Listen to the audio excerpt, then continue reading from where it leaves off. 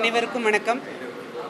இன்றைய தினம் பாரதிய ஜனதா கட்சியினுடைய மகளிர் அணியின் சார்பாக மகளிர் தினத்தை கொண்டாடும் விதமாக இன்றைக்கு நாங்கள் இங்கே கமலாலயத்திலே கூடியிருக்கின்றோம்.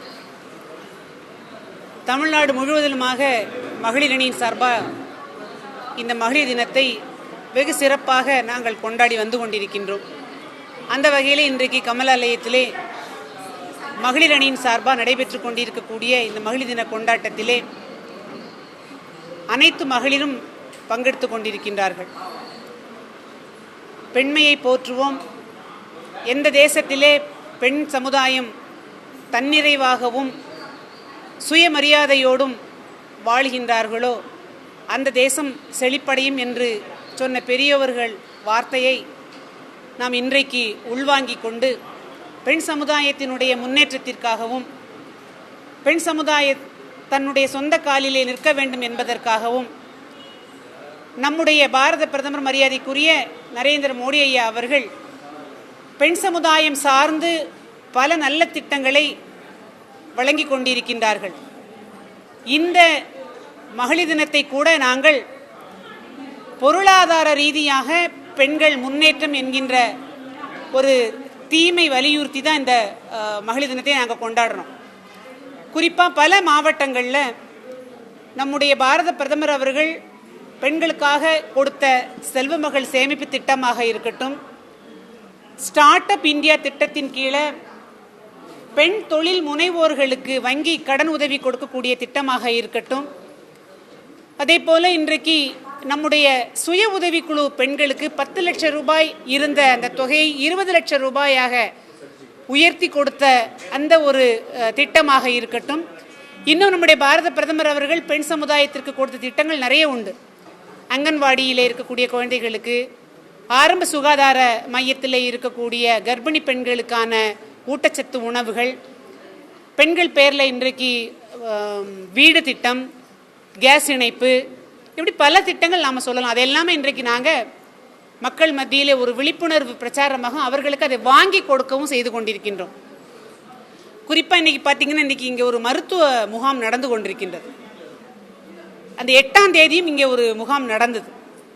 குறிப்பாக பெண்களுக்கு இருக்கக்கூடிய இரத்த சோகை நோயாக இருக்கட்டும், புற்றுநோய் சம்பந்தமான நோயாக இருக்கட்டும், பெண்களுக்காக இருக்கக்கூடிய பிரச்சனையான அந்த மருத்துவ முகாம் அதில் கலந்துக்கிட்டாங்க நிறைய பெண்கள். இதில் நான் இன்றைக்கு உங்ககிட்ட ஒரு விஷயத்தை சொல்ல ஆசைப்படுறேன். அன்றைக்கு நடந்த அந்த மருத்துவ முகாமிலே இந்த கமலாலயத்தில் வைத்து நடந்தது. அதில் 10 பெண்கள், பாரதிய ஜனதா கட்சியில் இருக்கக்கூடிய நிர்வாகிகள் 10 பெண்கள் தங்களுடைய ஆர்கனை டொனேட் பண்ணியிருக்கிறாங்க. தங்களுடைய உடல் உறுப்பை தானமாக கொடுத்துருக்குறாங்க.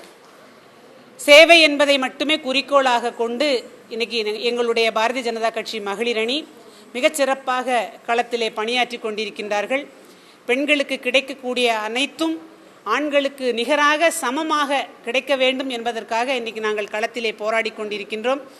அந்த வகையில் இன்றைக்கு எங்களுடைய மகளிர் அணி அதான்